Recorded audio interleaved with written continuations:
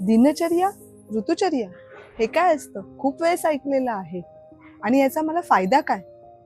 चला तर मग जाणून घेऊया काय आहे ऋतुचर्या, दिनचर्या. आई म्हणते आंघोळ केल्याशिवाय नाश्ता देणार नाही. अरे ती काही तुम्हाला ओरडत नाहीये, ती तुमच्या आरोग्याची काळजी घेते. कारण याच्या पाठीमागे आहे आयुर्वेद.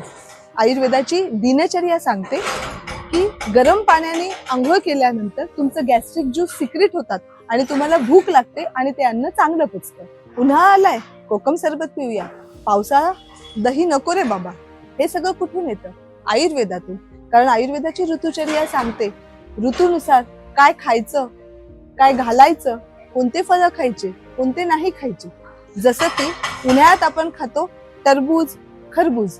पावसाळ्यात आपण केळीला नको म्हणतो आणि हिवाळ्यात आपण खातो अंडी. हे सगळं सांगते आयुर्वेदाची ऋतुचर्या.